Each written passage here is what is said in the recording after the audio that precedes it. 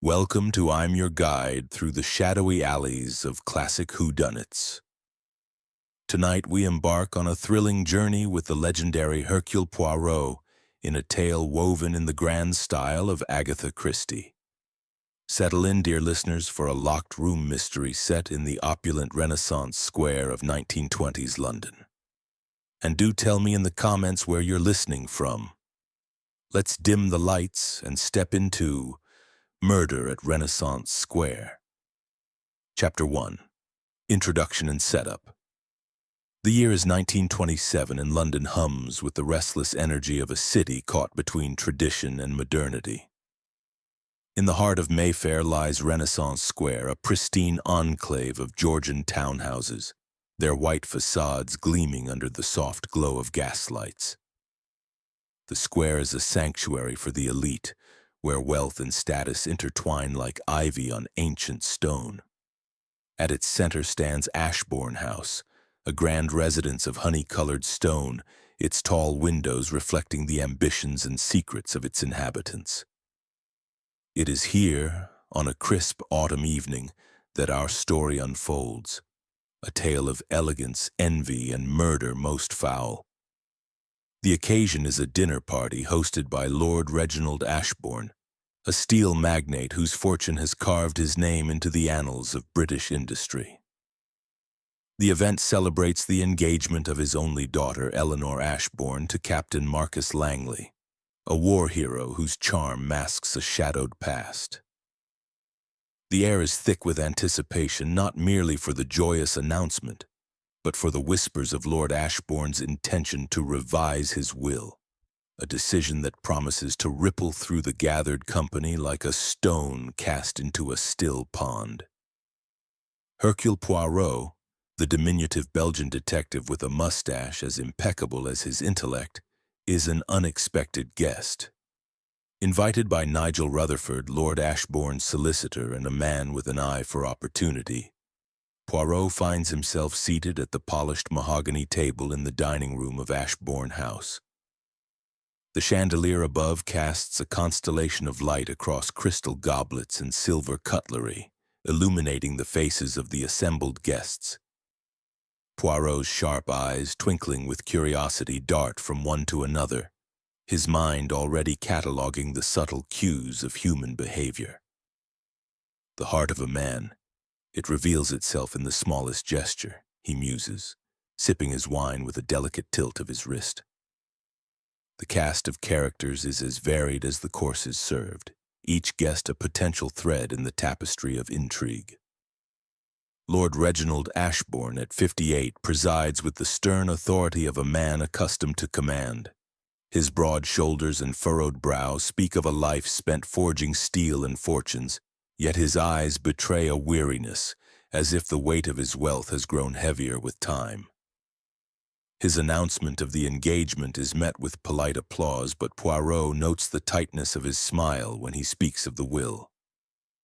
"My friends," Lord Ashbourne declares, his voice resonant, "tonight is not only for celebration but for clarity.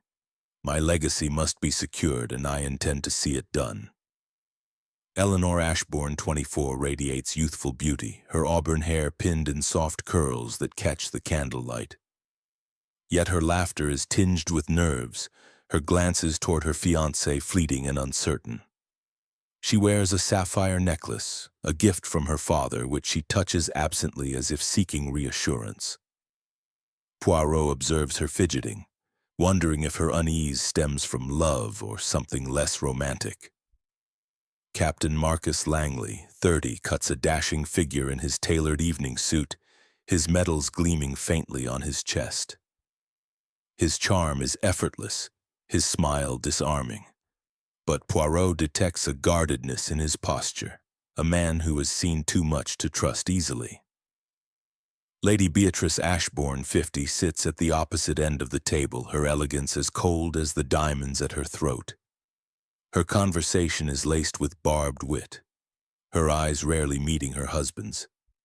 She speaks of the season's social calendar with an intensity that borders on obsession, as if her status in society is her only anchor. Poirot notes her detachment, wondering what lies beneath her polished exterior. Dr. Julian Whittaker, 45, the family physician, is a study in restraint. His movements are precise, his words measured, yet his fingers linger on his wine glass, betraying a restless mind. Poirot learns he is an expert in rare poisons, a detail that piques the detective's interest. Clara Henshaw, 28, Eleanor's childhood friend, brings a bohemian air to the table. Her artist's hands are stained with ink, her dress a bold contrast to the understated elegance around her. She speaks passionately of her art, but grows quiet when Lord Ashbourne mentions his will, her eyes flashing with something akin to resentment. Nigel Rutherford, 35, the solicitor, is all eagerness, his compliments to Eleanor bordering on obsequious. His ambition is palpable, his laughter too loud, as if he seeks to secure his place in the Ashbourne legacy. The dinner progresses through courses of consommé, roasted pheasant, and delicate soufflés, each dish a testament to the household's wealth. Yet the atmosphere grows heavier with each passing moment. Lord Ashbourne's toast to Eleanor and Marcus is met with strained smiles. Clara's sharp remark about fortunes built on others' labor draws a frown from Lady Beatrice. Marcus deflects questions about his wartime experiences with practiced ease, while Nigel's gaze lingers too long on Eleanor. Poirot, ever the observer, notes these undercurrents, his mind weaving a web of possibilities. The human heart, he thinks, it is a puzzle more complex than any locked door. As the evening draws to a close, Lord Ashbourne rises, glass in hand. To my daughter's future, he says, and to decisions that will shape it. Tomorrow I meet with my solicitor to finalize my will. Some of you may find surprises, but rest assured, my choices are for the good of the family. The words hang in the air, met with uneasy murmurs. Lady Beatrice's lips tighten, Clara's fork clatters against her plate, and Marcus exchanges a glance with Eleanor that Poirot cannot quite decipher. The guests retire to their rooms, the house settling into a quiet that feels more like a held breath than a restful pause. Ashbourne House is a fortress, its heavy oak doors locked, its windows shuttered and bolted against the night. Poirot in his guest room adjusts his tie before the mirror, his reflection betraying a spark of anticipation. "Something is amiss, mon ami," he murmurs to himself. The stage is set and the curtain rises on a drama most intriguing. Chapter 2. The Crime Discovered. The first light of dawn creeps over Renaissance Square on that fateful morning in October 1927, painting the Georgian townhouses in hues of gold and gray. Ashbourne House, with its stately facade, stands silent, its heavy oak doors and shuttered windows locked tight against the world outside. The crisp air carries the faint rustle of leaves, but within the house, an unnatural stillness reigns. The guests from last night's dinner party, Lord Reginald Ashbourne's celebration of his daughter Eleanor's engagement to Captain Marcus Langley, sleep soundly, or so it seems. But the peace of this autumn morning is about to be shattered by a discovery that will set Hercule Poirot's little gray cells into a frenzy. At precisely 7:03 a.m., a piercing scream echoes through the marble halls of Ashbourne House. It is Molly, the young housemaid, her face ashen as she stumbles from Lord Ashbourne's private study on the second floor. Her tray of morning tea clatters to the floor, porcelain shards scattering like broken promises. "He's dead! Oh God, he's dead!" she cries, her voice trembling as she collapses against the wall. The household stirs, doors creaking open as bleary-eyed guests and servants converge on the scene.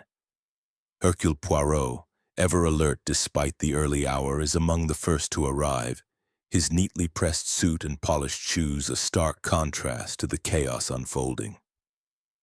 The study door stands ajar, revealing a scene of chilling precision. Lord Reginald Ashbourne lies slumped over his mahogany desk, his lifeless eyes staring at nothing. A single stab wound to the heart, clean and deliberate, marks the cause of death. The murder weapon, a slender silver letter opener engraved with the Ashbourne crest, lies beside him, its blade wiped clean of blood or fingerprints.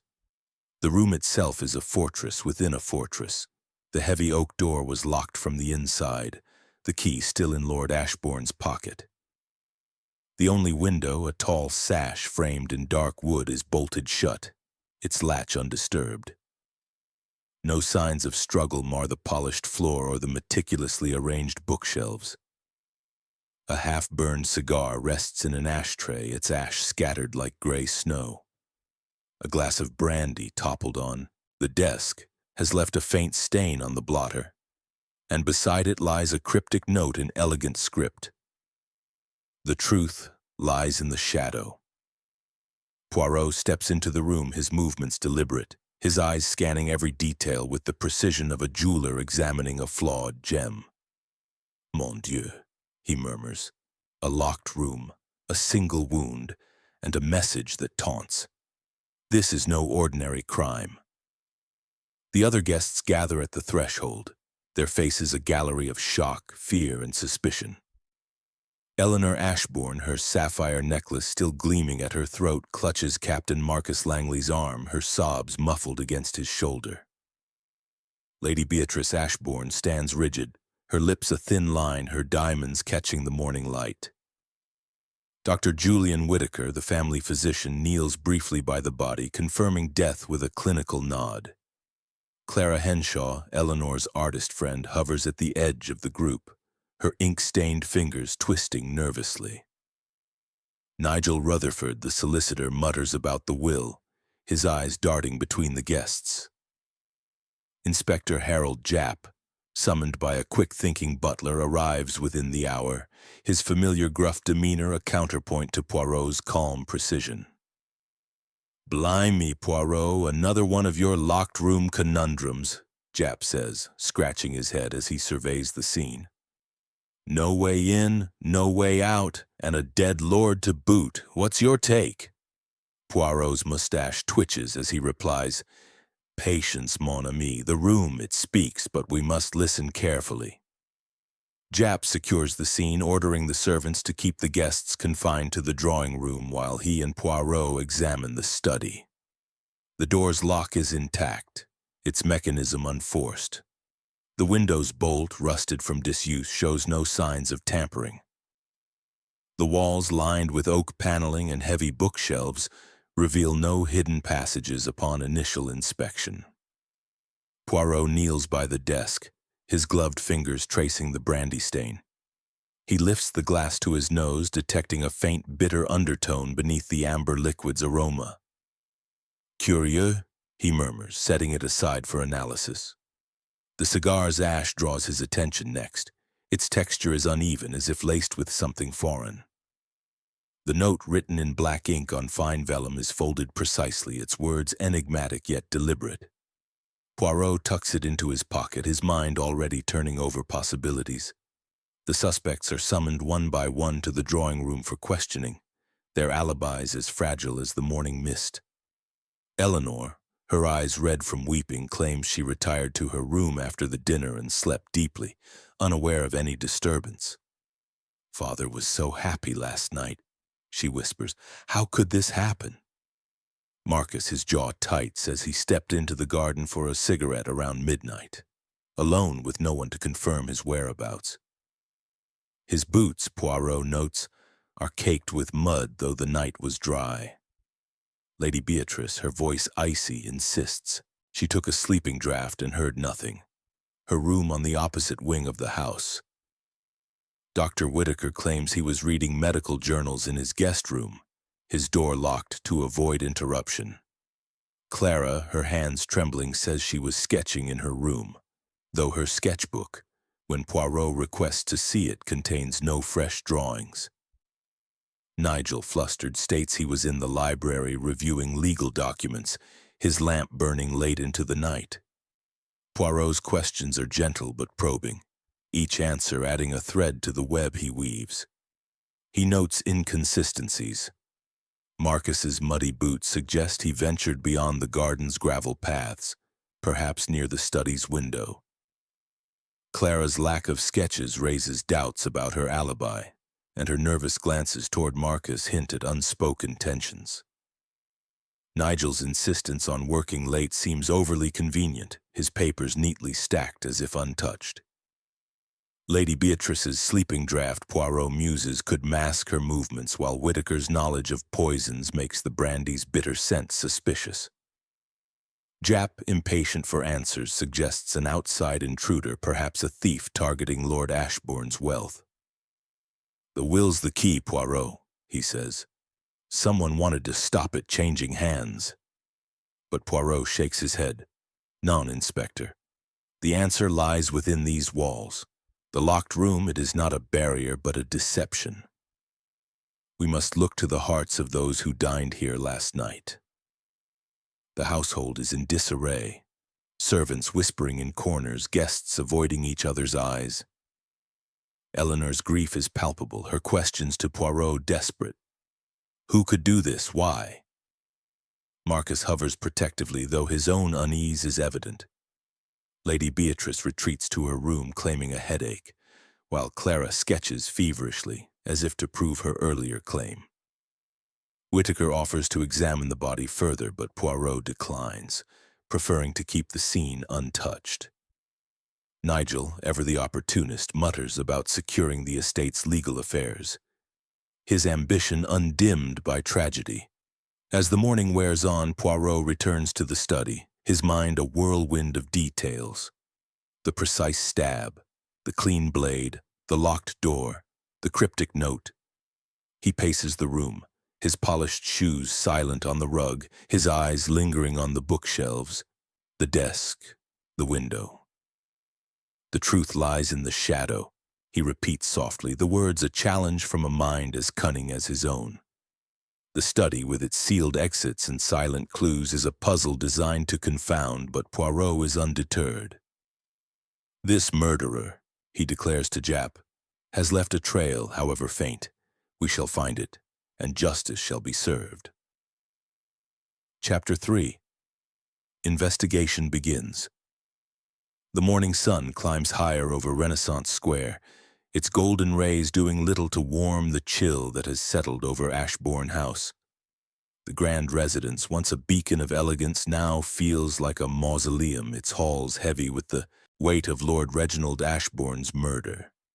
The locked study, with its bolted window and single fatal wound, is a riddle that defies logic, yet Hercule Poirot stands undaunted, his mustache impeccably groomed, his eyes alight with the thrill of the chase. "The impossible crime, mes amis," he says to Inspector Harold Japp, who paces the drawing room with a scowl. "It is merely a matter of perspective. We must see what others do not." The household is a hive of tension, the suspects confined to the drawing room under Japp's watchful eye. Eleanor Ashbourne sits by a window, her sapphire necklace glinting as she stares blankly at the square outside, her grief a silent storm. Captain Marcus Langley, her fiancé, stands nearby, his hands clasped behind his back, his war hero composure fraying at the edges. Lady Beatrice Ashbourne, regal and remote, sips tea with a hand that trembles slightly, her diamonds as cold as her demeanor. Dr. Julian Whitaker, the family physician, leafs through a medical journal, though his eyes rarely leave the page. Clara Henshaw, Eleanor's artist friend, sketches nervously, her ink-stained fingers betraying her agitation. Nigel Rutherford, the solicitor, hovers near Eleanor, his solicitous words tinged with ambition. Poirot observes them all, his mind a scalpel, cutting through the facades to the motives beneath. The investigation begins in earnest as Poirot returns to the study, Japp trailing behind with a notebook. The room remains as it was, Lord Ashbourne's body now covered, the letter opener gleaming on the desk, the brandy glass with its faint bitter scent, the half-burned cigar, and the cryptic note, "The truth lies in the shadow." Poirot kneels by the desk, his gloved fingers tracing the brandy stain. This scent, he murmurs.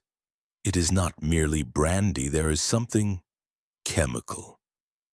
He seals the glass in an evidence bag, handing it to Jap for analysis.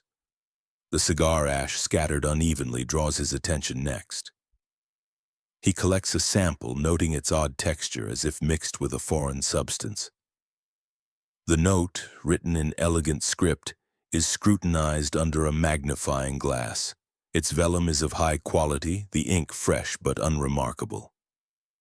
A clue or a taunt, Poirot muses aloud, tucking it away. He examines the door's lock again, confirming its integrity. The key found in Lord Ashbourne's pocket fits perfectly with no signs of tampering. The window's rusty bolt remains secure, its frame unmarred. Poirot taps the oak-paneled walls, searching for hollows but finds none. The room, it is a fortress, he says to Jap. Yet the murderer entered and left without trace. This is the work of a mind most cunning. Jap, frustrated, suggests a professional thief, perhaps hired to eliminate Lord Ashbourne before the will's revision. The man had enemies, Poirot. His steel empire wasn't built on kindness. But Poirot shakes his head. No, Inspector, the precision of the wound, the staging of the scene, it is personal. We must look to those who dined here last night. Poirot begins his interviews, calling each suspect to a private parlor for questioning, his manner courteous but relentless. Eleanor is first, her voice trembling as she recounts her evening. I went to bed after the dinner, she says, twisting a handkerchief. Father was in high spirits, talking of the will. I heard nothing until Molly's scream. Poirot notes her genuine grief but probes gently. Your father's will, mademoiselle, did he share its details with you? Eleanor hesitates, her eyes flickering. He said it would secure my future, but he hinted at changes. I didn't ask more. Her attachment to Marcus, Poirot observes, is tinged with doubt. Her glance is toward him uncertain. Marcus follows, his military bearing stiff. I was in the garden smoking around midnight, he says. Couldn't sleep. The house was quiet. Poirot's eyes linger on his muddy boots, a detail Marcus dismisses as a walk through the flower beds.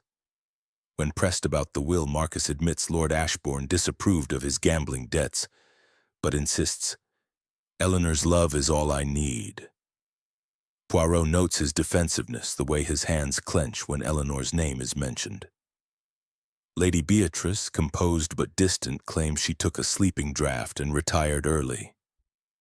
Reginald and I, we had our differences, she admits, her voice like frost. But murder? Preposterous. Poirot observes her detachment, wondering if it masks deeper resentment. Dr. Whitaker is next, his clinical demeanor unshaken.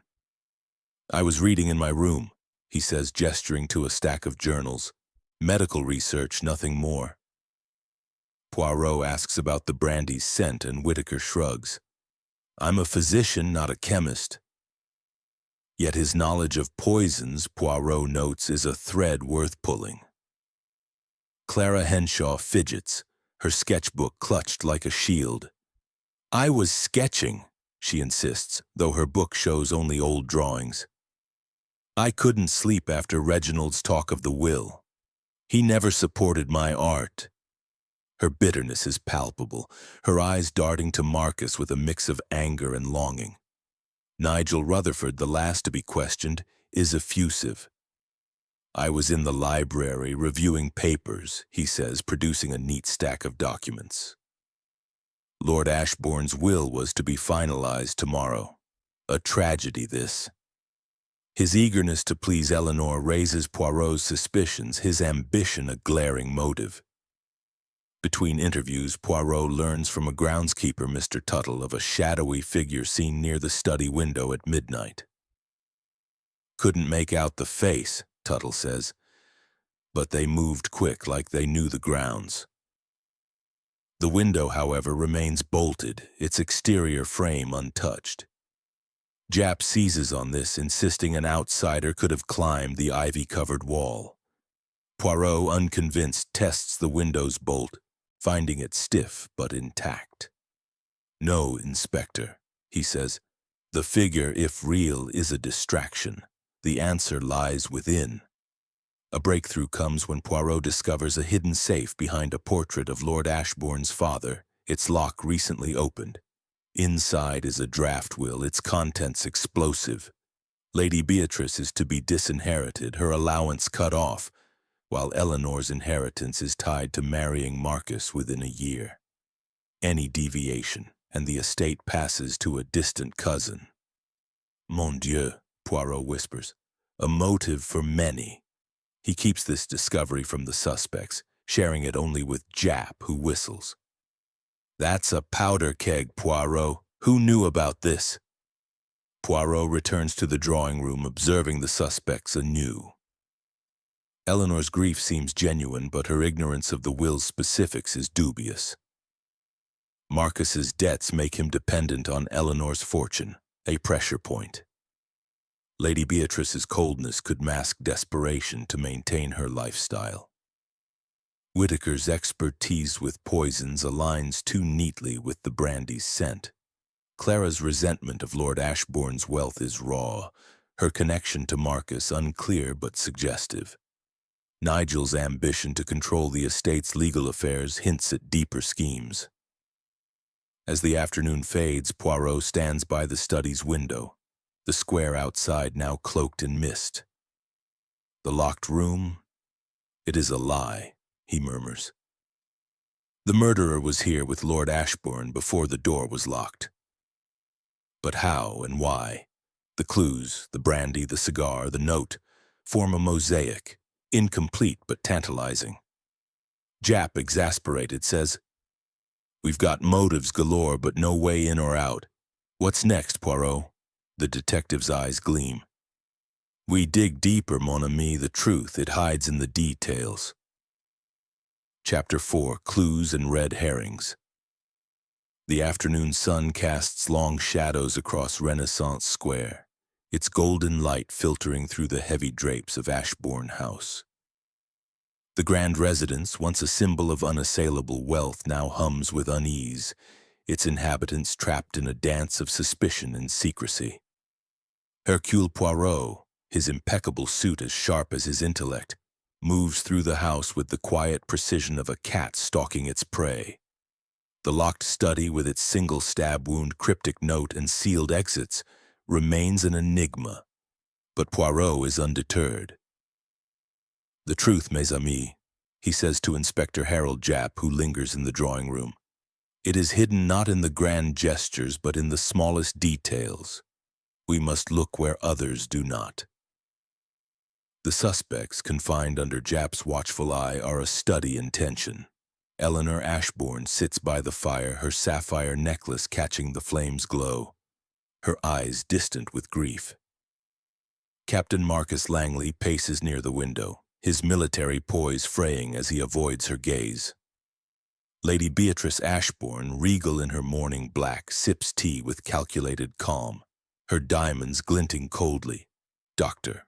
Julian Whitaker, the family physician, thumbs through a medical journal, his calm demeanor a mask Poirot longs to pierce. Clara Henshaw, Eleanor's artist friend, sketches furiously, her ink-stained hands trembling. Nigel Rutherford, the solicitor, hovers near Eleanor, his solicitous words tinged with opportunism. Poirot observes them all, his mind weaving a tapestry of motives, each suspect a thread that could lead to the killer, or a cleverly laid trap.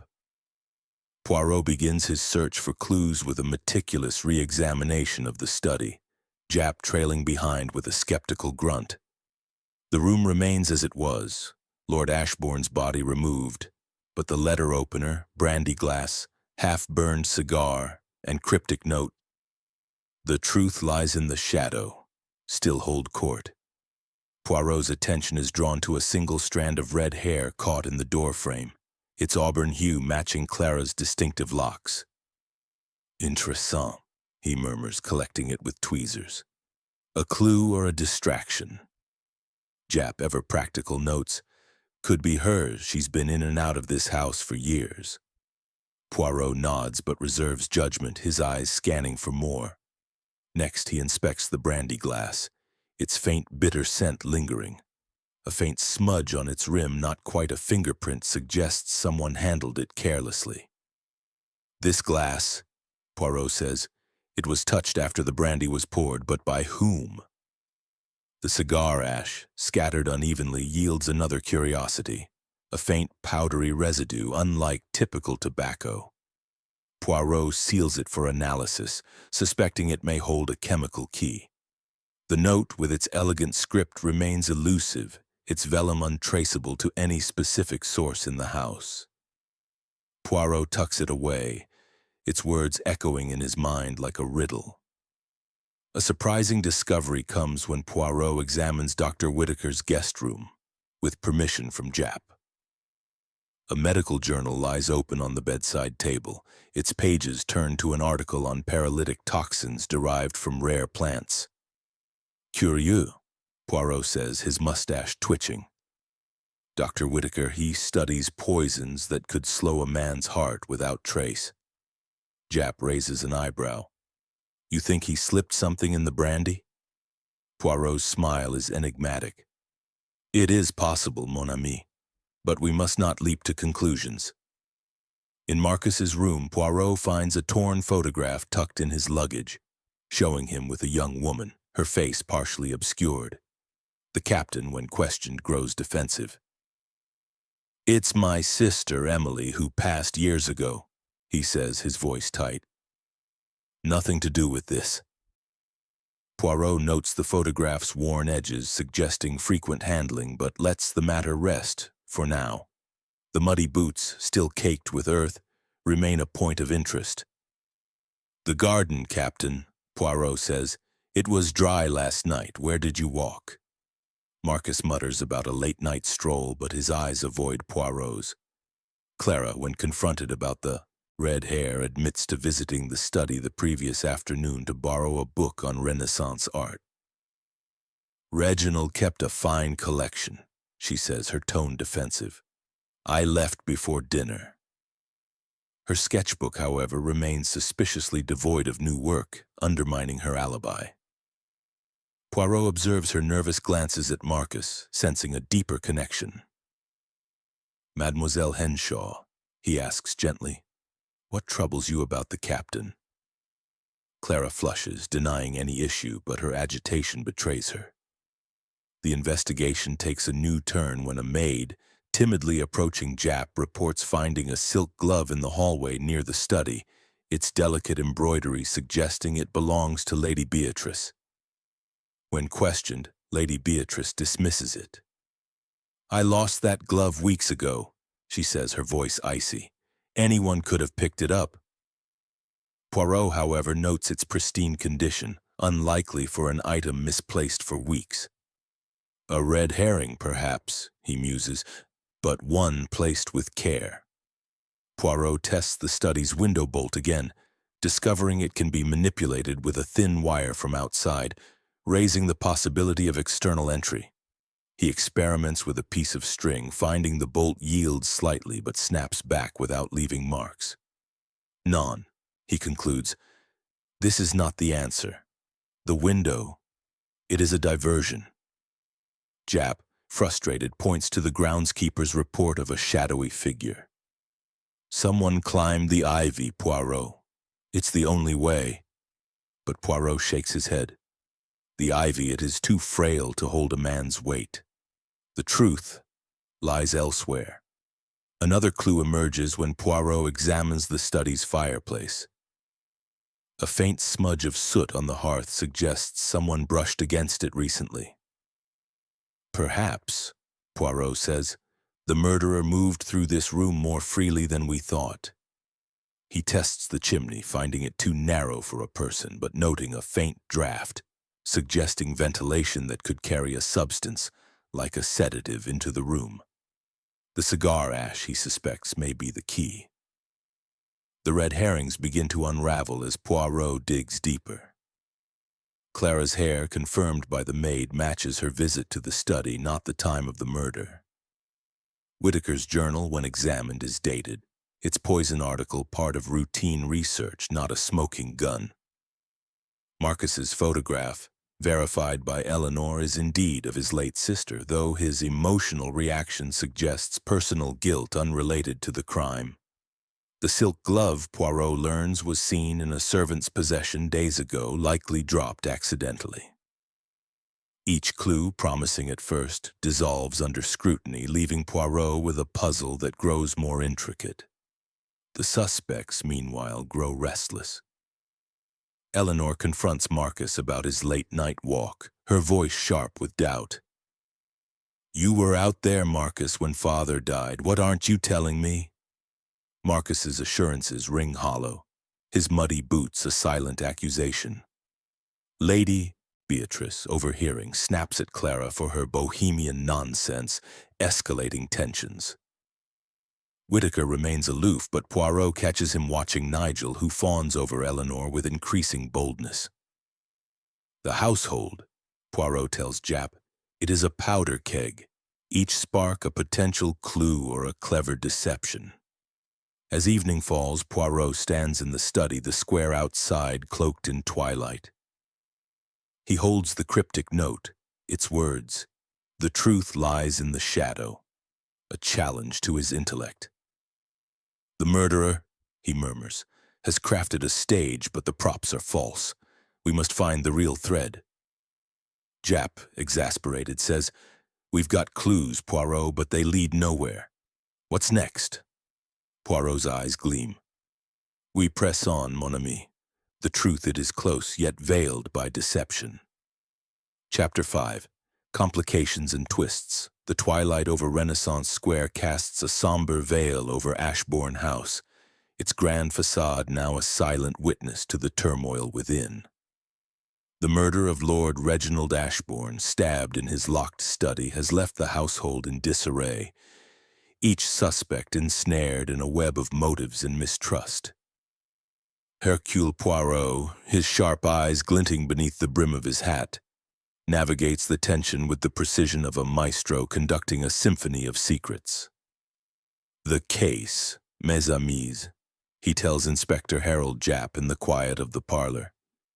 "It grows more complex, like a puzzle with pieces that shift when touched. We must be vigilant." Japp, rubbing his temples, mutters, "Vigilant? I'm drowning in clues that lead nowhere, Poirot." The suspects confined to the drawing room are a powder keg of emotions. Eleanor Ashbourne, her sapphire necklace a stark contrast to her pale face, sits rigidly, her grief now laced with suspicion. Captain Marcus Langley, her fiancé, avoids her gaze, his hands restless as he stands by the window. Lady Beatrice Ashbourne, her composure brittle, sips sherry with deliberate calm, her eyes darting to the others. Dr. Julian Whitaker, the physician, maintains his clinical detachment, though his fingers tap nervously on his journal.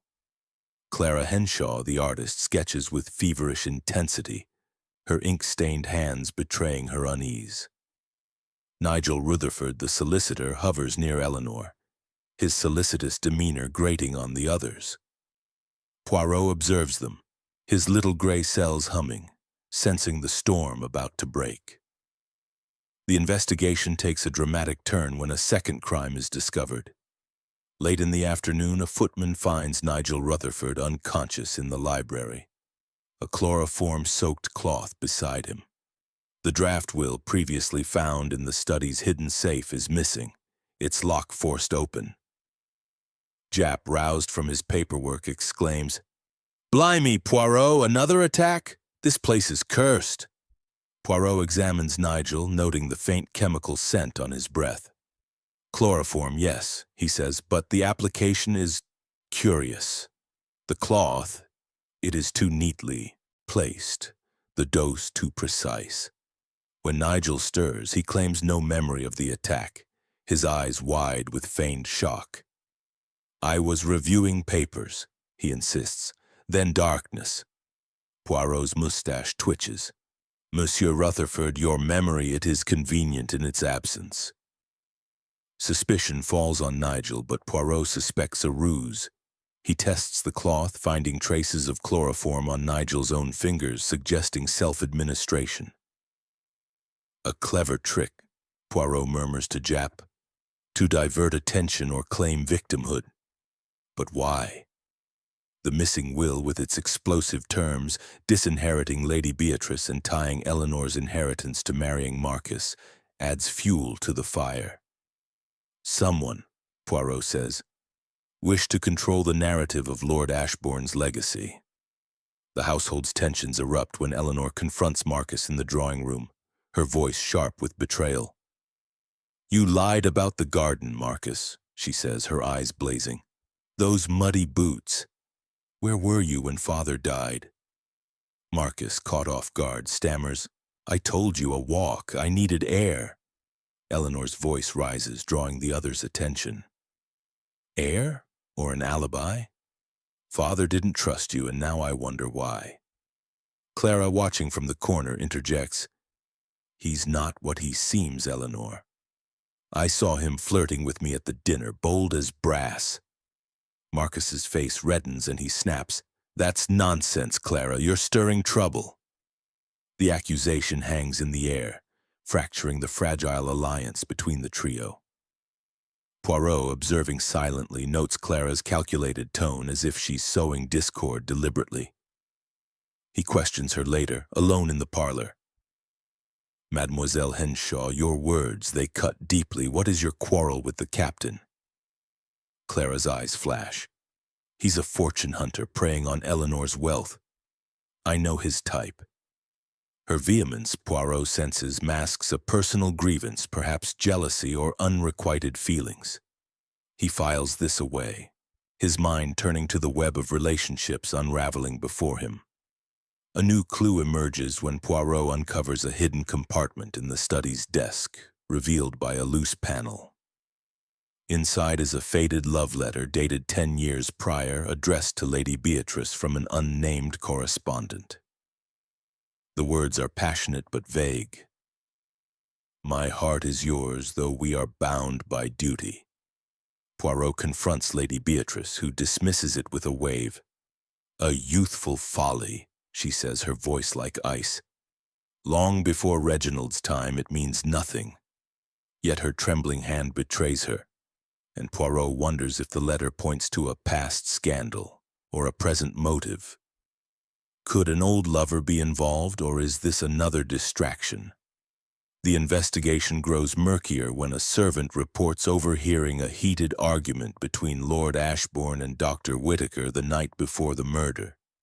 "They were in the study," the footman says, "talking about some medical matter. His lordship sounded angry." Whittaker, when questioned, admits to discussing Lord Ashbourne's heart condition but denies any conflict. "He was concerned about his health," Whittaker says, "nothing more." Poirot, recalling the brandy's bitter scent, presses further. "And your knowledge of poisons, doctor? Could it not be applied here?" Whittaker's calm cracks, his voice sharp. "I'm a healer, not a killer." Poirot nods, unconvinced, his mind linking the brandy to Whittaker's expertise. Another twist complicates the case.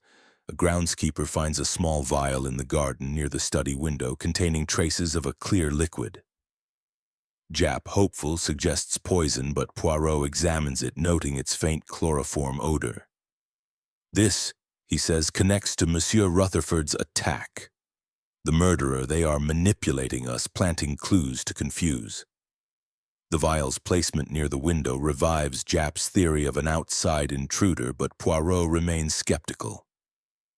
"The window, it is a red herring. The crime was committed from within." The suspect's alibis begin to fray under Poirot's scrutiny. Eleanor reveals Marcus proposed eloping days before the murder, suggesting he feared Lord Ashbourne's disapproval. "He said we could start anew," she whispers, "but now I wonder if he wanted Father's fortune sooner." Marcus, overhearing, storms out, his silence damning. Lady Beatrice, questioned about her sleeping draught, admits it was prescribed by Whittaker, raising questions about its strength. Clara's sketchbook, when Poirot inspects it again, contains a single new drawing, a portrait of Marcus, its lines angry and jagged. An artist's truth, Poirot muses, reveals more than words. Nigel's behavior grows bolder. His offers to protect Eleanor's interests met with her cold rebuff. Poirot catches him lingering near the study, claiming to search for legal papers. "Monsieur Rutherford," Poirot says, "your devotion to duty, it is admirable, or calculated." Nigel flushes, retreating, but Poirot senses his ambition masks a deeper agenda, perhaps tied to the stolen will. As night falls, Poirot stands in the study, the cryptic note in hand. "The truth lies in the shadow," he repeats, his eyes scanning the room's dark corners. The clues, chloroform, the love letter, the vial, the missing will, form a chaotic mosaic, yet he senses a pattern emerging. The murderer, he tells Jap, is playing a game, turning allies against each other. We must see through the chaos. Jap, exasperated, says, "You're seeing ghosts, Poirot. We need evidence, not games." Poirot's smile is serene. "Evidence, mon ami, is in the shadows. We shall find it." Chapter 6. The Revelation. The evening mist cloaks Renaissance Square, wrapping Ashbourne House in a shroud of secrecy. The grand residence, its Georgian elegance now tainted by murder, hums with anticipation as Hercule Poirot prepares to confront the suspects. The locked study with its single stab wound, cryptic note, and sealed exits has baffled Inspector Harold Jap and the household alike. But Poirot's calm demeanor radiates certainty. "The truth, mes amis," he says to Jap in the quiet of the parlor. "It is like a diamond hidden in plain sight. Tonight we shall polish it until it shines." Jap, his patience worn thin, grumbles, "You'd better have something solid, Poirot. This lot's ready to tear each other apart." The drawing room is a stage of tension, the suspects gathered under the chandelier's dim glow. Eleanor Ashbourne sits rigidly, her sapphire necklace glinting, her eyes haunted by grief and doubt. Captain Marcus Langley stands by the window, his military bearing strained, his hands clenched. Lady Beatrice Ashbourne, her diamonds sparkling coldly, maintains an air of aloof dignity, though her fingers betray a slight tremble. Dr. Julian Whittaker, the physician, sits with his medical journal closed, his gaze steady but guarded. Clara Henshaw, the artist, clutches her sketchbook, her ink-stained hands restless. Nigel Rutherford, the solicitor, hovers near Eleanor, his ambition thinly veiled by concern. Poirot stands at the room's center, his small frame commanding, his mustache a silent sentinel of his intellect. "Ladies and gentlemen," Poirot begins, his voice warm yet deliberate, "we are here to unmask the murderer of Lord Reginald Ashbourne, killed in a locked room with no apparent entry or exit. The crime it was designed to confound, but Hercule Poirot, he does not yield to deception." The suspects shift uneasily, their eyes darting to one another. Jap, leaning against the door, watches with a mix of skepticism and hope. Poirot recounts the crime. Lord Ashbourne stabbed precisely in the heart with a letter opener. Found in a study locked from within. The key in his pocket, the window bolted. The brandy glass with its bitter scent. The half-burned cigar with its odd ash. The cryptic note. "The truth lies in the shadow," all pointed to a meticulous killer. The draft will, stolen after Nigel's staged chloroform attack, revealed motives of inheritance and control. The red herrings, Clara's hair, Whittaker's journal, Marcus's photograph, the silk glove, were distractions. But Poirot's mind has sifted through them to find the truth. "The locked room," Poirot says, pacing slowly. "It was not locked when the crime was committed. The murderer entered with Lord Ashbourne's consent before the door was secured for the night." He pauses, letting the weight of his words settle. "But how, you ask, did they leave?" The answer lies in a discovery most ingenious, a concealed wardrobe behind the study's bookcase, its door so cleverly hidden it escaped even my notice at first. Poirot gestures to Jap, who nods, having inspected the wardrobe earlier. This wardrobe, Poirot continues, it is large enough to conceal a person. The murderer entered the study with Lord Ashbourne, hid within, and struck when the moment was right. After the deed, they locked the door with a duplicate key, crafted in secret, and exited, leaving the illusion of an impossible crime. The suspects murmur, Eleanor's eyes widening, Marcus's jaw tightening. Poirot raises a hand for silence. But who, you ask, had the cunning, the motive, the opportunity? Let us examine the threads. He begins with motives. Eleanor stood to inherit, but her grief appeared genuine. Marcus, burdened by gambling debts, needed Eleanor's fortune, yet his muddy boots suggested no entry to the study. Lady Beatrice, facing disinheritance, had reason to act, but her sleeping draft alibi held. Clara's resentment of Lord Ashbourne's wealth was clear, her connection to Marcus suspicious, but her movements lacked proof. Nigel's ambition and staged attack pointed to greed, yet he lacked the precision for such a crime. Poirot's gaze settles on Dr. Julian Whittaker. Monsieur le Docteur, he says, his voice soft but piercing, you are the key to this puzzle. Whittaker stiffens, his calm facade cracking. Nonsense, he retorts. I was in my room, reading. Poirot shakes his head. Non-doctor, you were in the study, hidden in the wardrobe, waiting for your moment. Poirot lays out the evidence. The brandy's bitter scent was no accident. It contained a paralytic toxin, slowing Lord Ashbourne's reflexes, ensuring the single stab was fatal. You, doctor, with your knowledge of rare poisons, administered this through the brandy poured before Lord Ashbourne locked the door. The cigar ash, laced with a sedative, further weakened him, its residue matching compounds in Whittaker's medical bag. Confirmed by Jap's analysis. The cryptic note written in Whittaker's precise script was a taunt, its vellum sourced from his personal stationery. But why? Eleanor cries, her voice breaking. Poirot's eyes soften. Lord Ashbourne discovered a secret, mademoiselle. Dr. Whittaker was forging prescriptions, selling rare drugs to fund a double life, a practice in the East End, hidden from his respectable clients. Your father threatened to expose him, to ruin him. The will, it was a secondary concern. Whittaker acted to protect his secrets. Poirot reveals the mechanics of the crime. Whittaker, invited to the study to discuss Lord Ashbourne's health, slipped the paralytic into the brandy. As Ashbourne grew drowsy, Whittaker hid in the wardrobe, emerging to strike with the letter opener.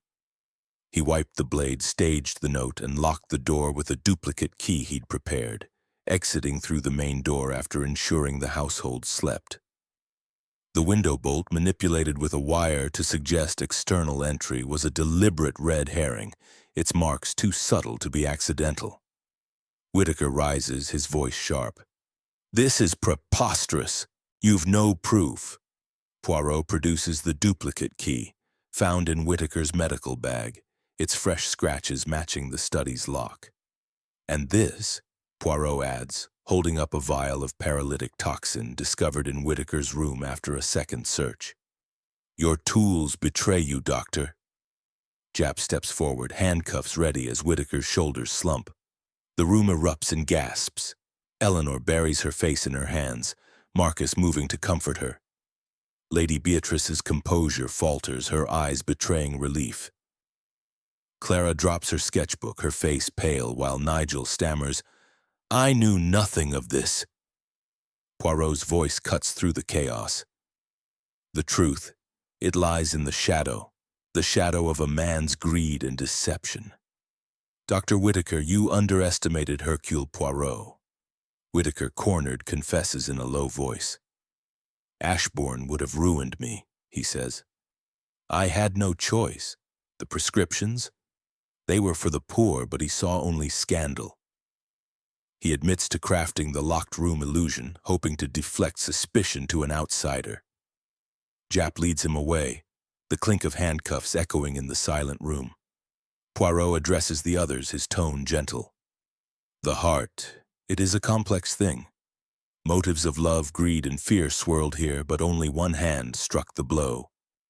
He bows slightly, his work complete, as the suspects grapple with the revelation. Eleanor clings to Marcus, her trust shaken but intact. Lady Beatrice retires, her dignity restored. Clara, chastened, vows to support Eleanor. Nigel, deflated, retreats to his papers. As Poirot steps into the hall, the mist outside swirls, the square quiet once more. The puzzle, it is solved, he murmured. But the human heart, it remains a mystery. Japp, joining him, claps his shoulder. You've done it again, Poirot. Drinks on me?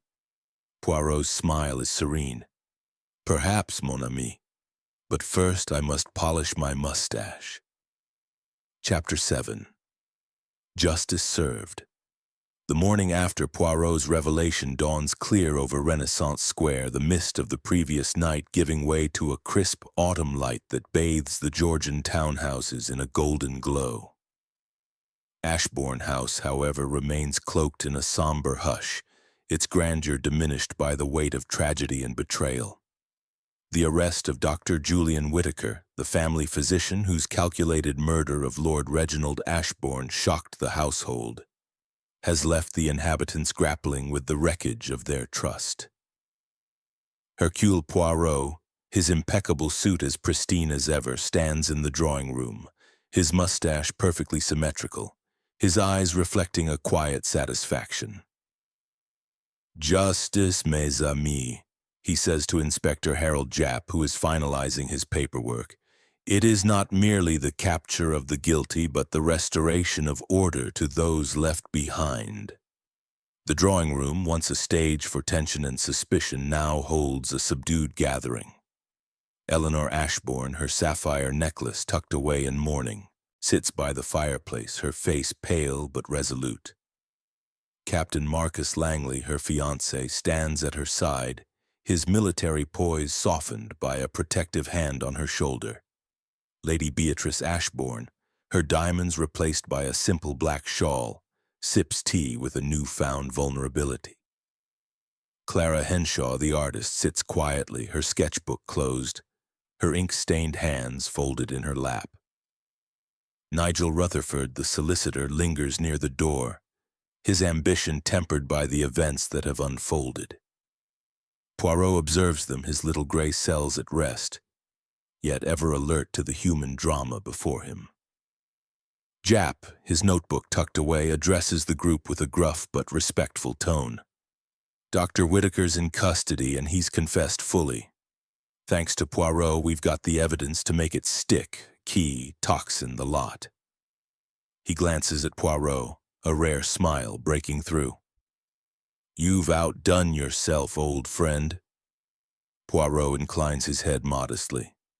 The truth, Inspector, it demands only that we listen. The locked room, it was but a clever illusion. Whittaker's confession, given under the weight of Poirot's evidence, laid bare the mechanics of his crime. Lord Ashbourne had uncovered Whittaker's illicit prescription scheme, selling rare drugs to fund a clandestine practice in London's East End. Threatened with exposure, Whittaker acted to silence him, using his medical expertise to craft a paralytic toxin slipped into the brandy, slowing Ashbourne's reflexes for the fatal stab.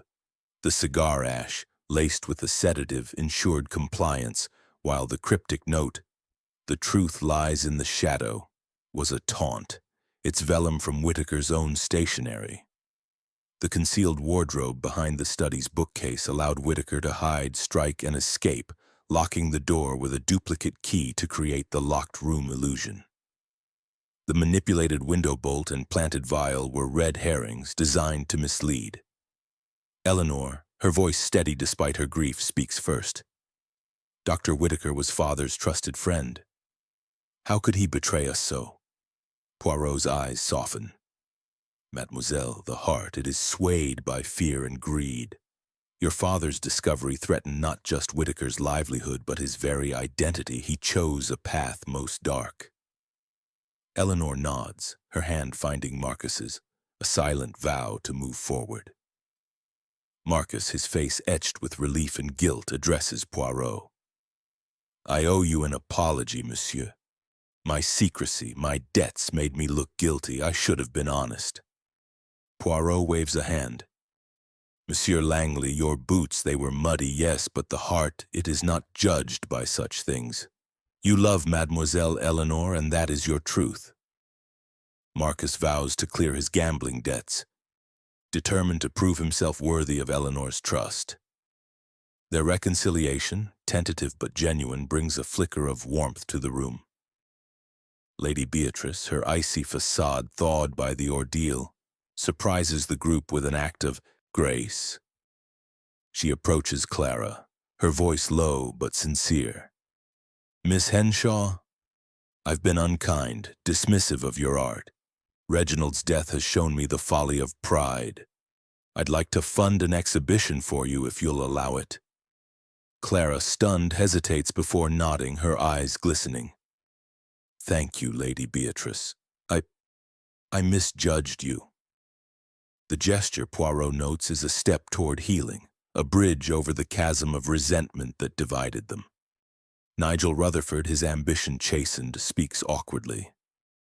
I only wanted to secure the estate, to help Eleanor. I see now my eagerness was misplaced.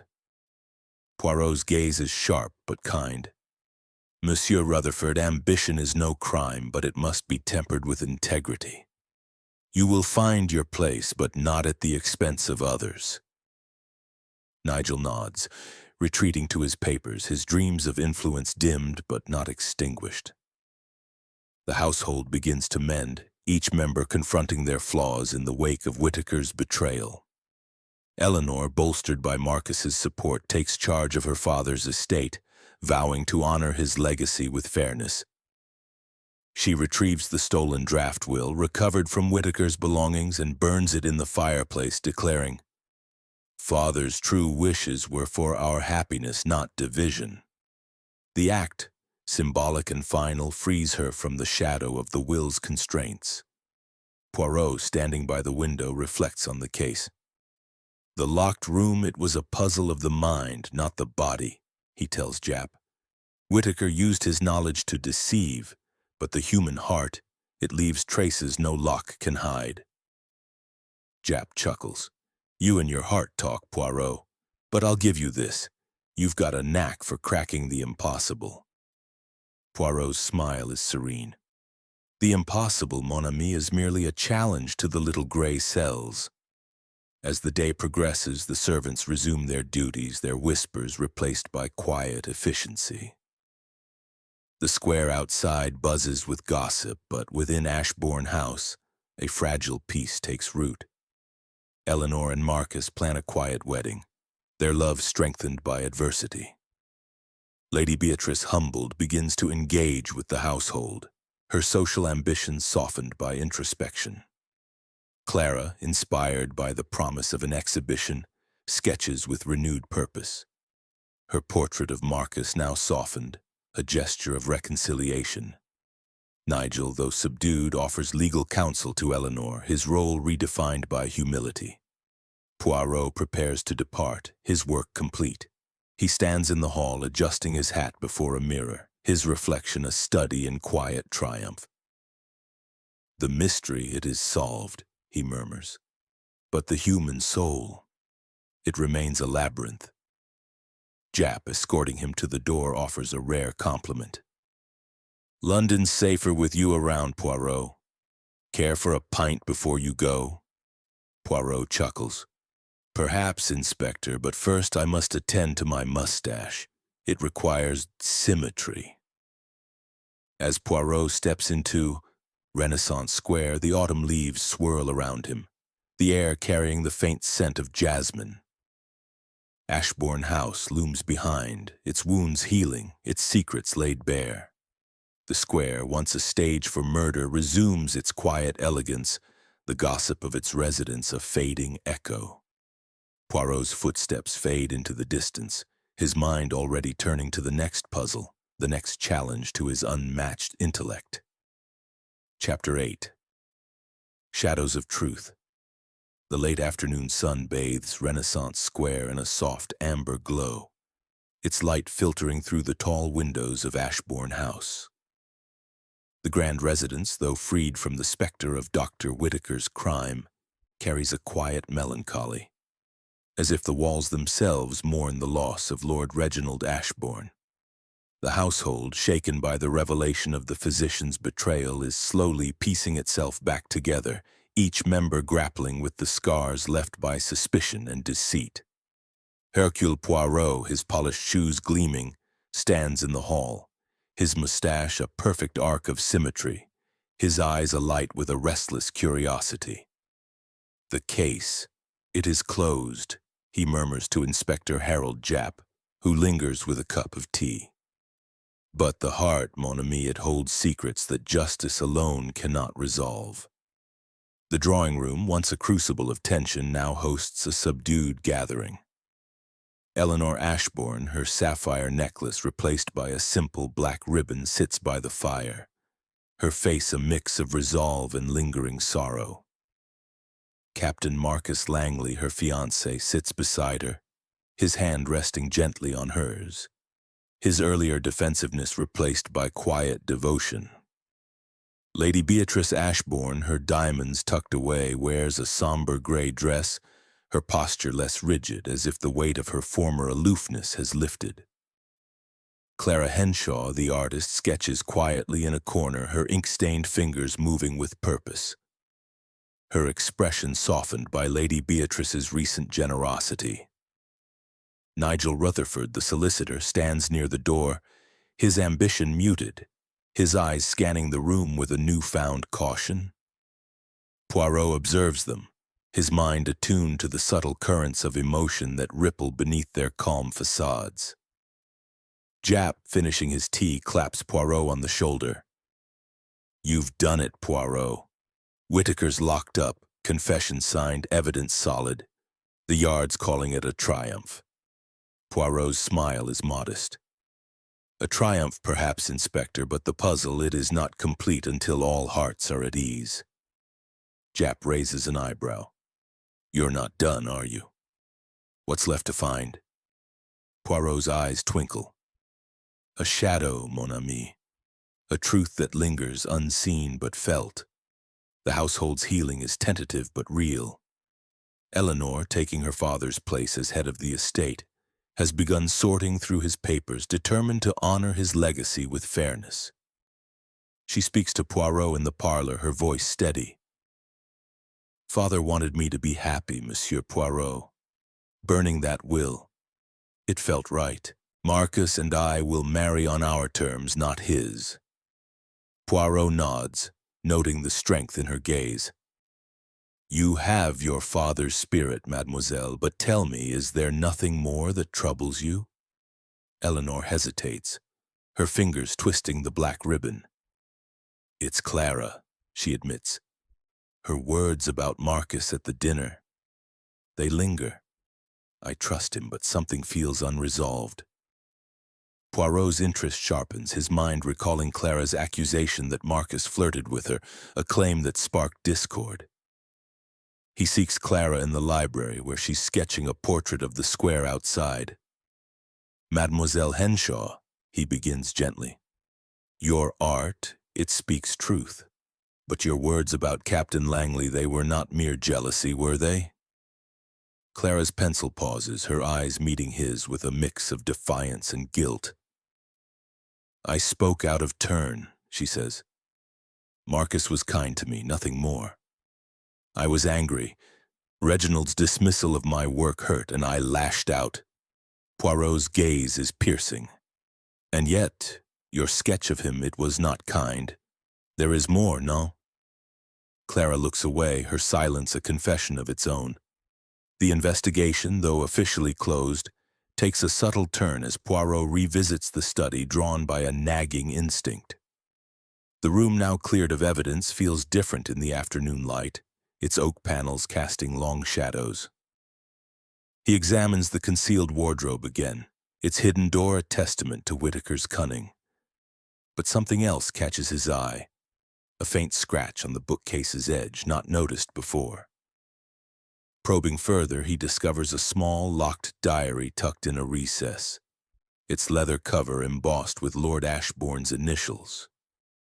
The lock yields to a paperclip, and inside Poirot finds entries detailing a recent discovery. Lord Ashbourne suspected not only Whitaker's prescription scheme, but also a secret correspondence between Clara and an unknown party, hinting at blackmail. The diary's final entry, dated the night of the murder, reads, "Clara's demands grow bold. She threatens to reveal Beatrice's past unless I fund her art. I must confront her tonight." Poirot's mustache twitches. Mon Dieu, a second layer to the crime. Not murder, but a shadow of deceit. He seeks Lady Beatrice, finding her in the garden, her gray dress blending with the fading light. "Madame," he says, presenting the diary, "your husband knew of a secret. A letter, perhaps, from your past used by Mademoiselle Henshaw to press her advantage. What say you?" Lady Beatrice's composure falters, her eyes glistening. "It was a foolish affair years ago before Reginald," she confesses. "Clara found the letter in my desk, left carelessly. She asked for money for her art, threatening to tell Reginald. I refused, thinking it ended." Poirot nods, his voice gentle. "And yet, it drove a wedge, did it not? Lord Ashbourne's confrontation with Clara, it was his last act before Whitaker struck." Beatrice nods, her voice breaking. "I should have told him. Perhaps he'd still be alive." Poirot gathers the suspects one final time in the drawing room, his presence commanding silence. "Mes amis," he begins, "the murder of Lord Ashbourne is solved, but a shadow remains, a truth of greed and hidden shame." He reveals the diary detailing Clara's attempted blackmail. Clara, pale, admits her fault. "I was desperate," she says, tears falling. "Reginald refused to help, and I thought the letter would sway him. I never meant harm." Eleanor, shocked, softens at Clara's remorse. "You were my friend," she says, "but you hurt us. How can I forgive that?" Clara, chastened, vows to make amends, her art now a path to redemption.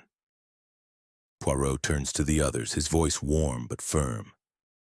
"The heart, it is frail, but it can heal. Mademoiselle Henshaw's error was not murder, but it cast a shadow that confused the truth. Let this be a lesson in trust." Eleanor, moved, agrees to support Clara's exhibition, a gesture of forgiveness. Marcus, his loyalty reaffirmed, pledges to stand by Eleanor, his debts a challenge they'll face together. Lady Beatrice, humbled, offers to fund a charity in Reginald's name, seeking atonement for her past. Nigel, his ambition checked, agrees to serve the estate with integrity, his role now one of quiet support. As night falls, Poirot prepares to leave Ashbourne House, his work complete. He stands in the hall, adjusting his hat, the square outside alive with the soft glow of gaslights. "The truth," he murmurs, "it is not one shadow, but many. Yet light prevails." Jap, joining him, chuckles. "You've a knack for finding trouble, Poirot. Care for that pint now?" Poirot's smile is serene. "Soon, mon ami. First, my moustache demands attention." Chapter 9. Echoes of the Heart. The dawn of a new day breaks over Renaissance Square, its soft light filtering through the autumn leaves, casting dappled patterns on the Georgian facades. Ashbourne House, though still mourning the loss of Lord Reginald Ashbourne, begins to stir with the tentative rhythm of renewal. The arrest of Dr. Julian Whitaker, whose cunning murder in the locked study shook the household, has brought a semblance of closure, and the revelation of Clara Henshaw's attempted blackmail has forced the residents to confront their own flaws. Hercule Poirot, his suit as immaculate as ever, stands in the garden, the scent of jasmine mingling with the crisp morning air. His mustache is a perfect crescent, his eyes reflective. "The case, it is solved," he murmurs to himself. But the human heart, it speaks in echoes that demand to be heard. Inside, the household gathers in the drawing room, their faces a canvas of resilience and reconciliation. Eleanor Ashbourne, her black ribbon a quiet nod to her grief, stands with a newfound authority. Her father's legacy now hers to shape. Captain Marcus Langley, her fiancé, is at her side, his hand steady on her arm, his earlier secrecy replaced by an open devotion. Lady Beatrice Ashbourne, her gray dress a symbol of her softened demeanor, engages in quiet conversation with Clara Henshaw, whose sketchbook lies open to a portrait of the square, its lines gentle and hopeful. Nigel Rutherford, the solicitor, sorts papers at a desk, his ambition tempered by humility. Poirot observes them, his little gray cells attuned to the subtle shifts in their dynamic, sensing one final thread yet to be unraveled. Inspector Harold Japp, preparing to depart for Scotland Yard, joins Poirot in the garden. "You've tied this one up neatly, Poirot," he says, his voice gruff but warm. "Whitaker's confession, Clara's comeuppance, case closed." Poirot's smile is enigmatic. "Closed, yes, Inspector, but not complete. There is a final echo, a truth that binds this household beyond the crime." Japp raises an eyebrow. "You're not digging up more trouble, are you?" Poirot chuckles softly. "Trouble, no. Understanding, oui." Poirot's reflection begins with a walk through the house, his steps measured, his mind revisiting the clues that led to Whitaker's downfall. The paralytic-laced brandy, the sedative-tainted cigar ash, the cryptic note. The truth lies in the shadow, and the concealed wardrobe that shattered the locked-room illusion. Each clue was a piece of a puzzle, but Poirot's thoughts turned to the human motivations that drove the crime. "The heart," he muses. "It is not content with justice alone. It seeks meaning, connection, forgiveness." A chance discovery in the library where Poirot peruses Lord Ashbourne's books reveals a final clue. Tucked inside a volume of Shakespeare's sonnets, a favorite of the late lord, is a small folded letter, its paper yellowed but intact. It is addressed to Eleanor, written in Lord Ashbourne's bold hand, dated a week before his death. The words are heartfelt. "My dearest Eleanor, your spirit is my pride, but I fear my choices have bound you.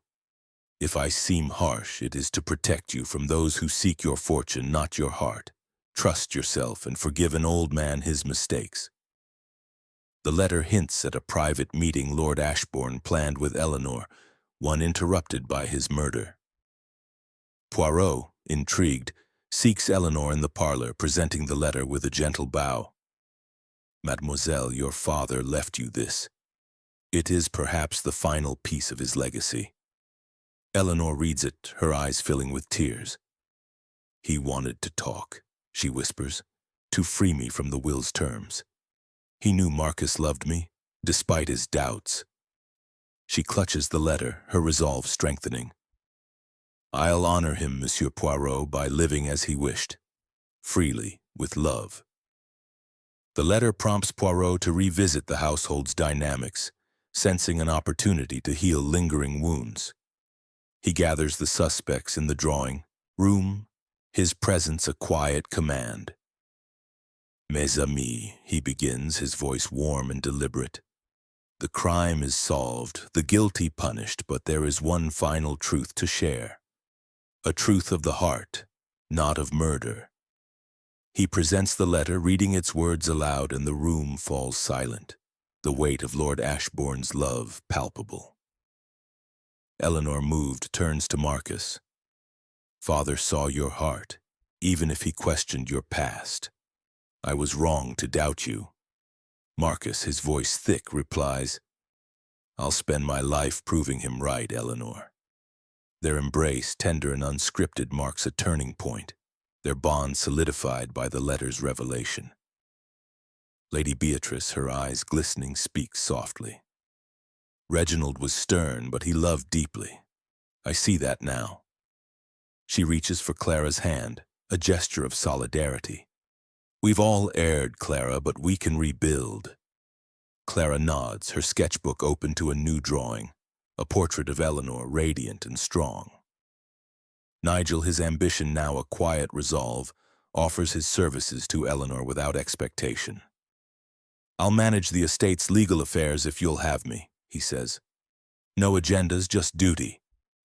Eleanor agrees, her trust cautious but genuine. The household, once fractured by suspicion, begins to knit together, each member finding a path forward through forgiveness and understanding. Poirot's final act is to address a lingering question. The shadowy figure seen by the groundskeeper near the study window. He interviews Mr. Tuttle again, who admits the figure was likely a servant Tom sneaking a cigarette in the garden. A harmless act mistaken for something sinister. The mind, Poirot tells Japp, it creates mysteries where none exist. This was no accomplice, merely a coincidence. Japp laughs. You've a way of making the impossible simple, Poirot. As evening falls, Poirot stands in the hall, his hat in hand, ready to depart Ashbourne House. The square outside glows with gaslights, the jasmine scent a faint reminder of the night of the murder. The echoes of the heart, he murmurs. They are louder than any crime. Japp, joining him, offers a grin. You've done more than solve a murder, Poirot. You've mended a family. Poirot's mustache twitches. A family, yes, but the mustache, it requires one final polish. The household gathers to bid Poirot farewell, their gratitude unspoken but clear. Eleanor, clutching her father's letter, thanks him for giving her closure. Marcus shakes his hand, vowing to honor Eleanor's trust. Lady Beatrice, her pride softened, offers a rare smile. Clara presents Poirot with a sketch of Renaissance Square, a token of her redemption. Nigel, subdued, nods respectfully. As Poirot steps into the square, the autumn leaves swirl around him, the house behind him a beacon of renewed hope. Chapter 10. The final reflection. The late autumn sun casts a gentle glow over Renaissance Square, its golden rays softening the sharp edges of the Georgian townhouses. Ashbourne House, once a fortress of secrets, now breathes with a quiet resilience, its inhabitants forging a path beyond the tragedy of Lord Reginald Ashbourne's murder. The arrest of Dr. Julian Whittaker, the cunning physician who orchestrated the locked-room killing, has restored justice, while Clara Henshaw's confession of attempted blackmail has prompted the household to confront their frailties. Hercule Poirot, his polished shoes gleaming on the cobblestones, stands outside the house, his hat tilted at a precise angle, his mustache a testament to his unyielding order. The case, it is complete, he murmurs, but the heart, it leaves a final whisper to be heard. Inside Ashbourne House, the household gathers in the drawing room, their faces reflecting a fragile harmony. Eleanor Ashbourne, now the steward of her father's legacy, stands with a quiet strength, her black ribbon replaced by a simple pearl brooch, a symbol of renewal. Captain Marcus Langley, her fiancé, stands beside her, his military bearing softened by a genuine smile, his hand entwined with hers. Lady Beatrice Ashbourne, her gray dress now accented with a soft lavender scarf, engages in conversation with Clara Henshaw, whose sketchbook lies open to a vibrant drawing of the square, a gift for Eleanor. Nigel Rutherford, the solicitor, works quietly at a desk, his ambition now channeled into diligent service. Poirot, invited for a final tea before his departure, observes them, his little gray cells attuned to the subtle currents of their newfound unity. Inspector Harold Japp, his duties at Scotland Yard calling, joins Poirot in the hall, his gruff demeanor warmed by camaraderie. "You've worked miracles here, Poirot," he says, adjusting his coat. "Whittaker's locked away, the family's mending." What's left to fuss over? Poirot's eyes twinkle. Mon ami, the puzzle of the heart, it is never fully solved. There is one last truth, a whisper from the past that will complete the picture. Japp chuckles. You and your whispers. Don't keep me in suspense too long. Poirot's reflection begins as he sips his tea, his mind revisiting the case's intricacies. The paralytic-laced brandy, the sedative-tainted cigar ash, the cryptic note. The truth lies in the shadow, and the concealed wardrobe that unraveled the locked-room illusion. Each clue was a thread in a tapestry of deception, but Poirot's thoughts turned to the human connections that shaped the crime. The heart, he muses aloud, it seeks not only justice but understanding, and sometimes it hides its truths in plain sight. A final discovery emerges during a quiet moment in the library, where Poirot, at Eleanor's request, reviews Lord Ashbourne's personal effects for donation to a local archive. Among a stack of ledgers, he finds a small leather-bound journal, its pages filled with Lord Ashbourne's meticulous notes on his family. The final entry, dated 2 days before his death, reads, "Marcus is not the man I feared. His debts are a burden, but his love for Eleanor is true. I must tell her and Beatrice of my trust in them. A gift, perhaps, to seal this bond." Attached to the page is a receipt for a custom-made locket engraved with the initials E and M, ordered from a London jeweler but never delivered. Poirot, intrigued, seeks the locket, learning from the butler that it arrived the morning of the murder but was misplaced in the chaos. After a search, he finds it in a drawer in Lord Ashbourne's study, a delicate silver piece with a sapphire inlay, matching Eleanor's necklace. Inside is a tiny photograph of Eleanor and Marcus taken at their engagement announcement. Poirot's mustache twitches. Mon Dieu, a father's blessing hidden by tragedy. He presents the locket to Eleanor in the drawing room, the household gathered around. "Mademoiselle," he says, his voice warm, "your father left this for you and Monsieur Langley.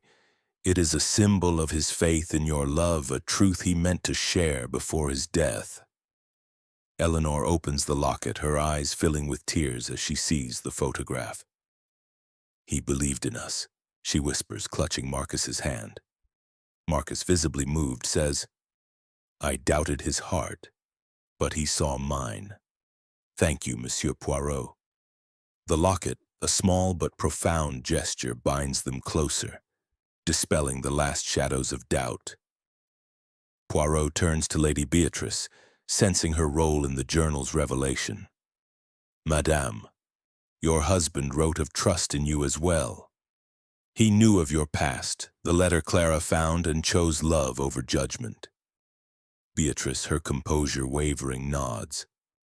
"Reginald was stern, but his love was unwavering. I hid from it, but no longer." She embraces Eleanor, a rare display of warmth, and pledges to support the estate's charitable endeavors, honoring her husband's memory. Clara, her redemption underway, presents Eleanor with the completed sketch of Renaissance Square, its vibrant lines capturing the house's renewed spirit. "I was wrong to act out of desperation," she says. "This is my apology, my promise to be better." Eleanor accepts it, her forgiveness complete. "Your family, Clara, will heal together." Nigel, his role now one of quiet service, offers to oversee the legalities of the locket's transfer. His humility a stark contrast to his earlier ambition. "I'll ensure it's done right, Miss Eleanor," he says, earning a grateful nod. Poirot addresses the group, his voice deliberate yet kind. "Mes amis, the crime of Lord Ashbourne's death was a puzzle of deception, but the truths of the heart, love, trust, forgiveness, these are the true solutions. Your father, he left you not just wealth, but a legacy of unity." The household, bound by this final revelation, finds closure, their bonds strengthened by the locket's quiet message. As dusk settles, Poirot prepares to leave Ashbourne House, his work truly complete. He stands in the hall, adjusting his hat before a mirror, the square outside aglow with gaslights. "The heart," he murmurs. "It speaks in gifts and gestures long after words are gone." Jap, waiting by the door, grins. "You've turned a murder into a family reunion, Poirot." "Pint at the pub?" Poirot's smile is serene. "Perhaps, mon ami, but my moustache, it demands one final polish."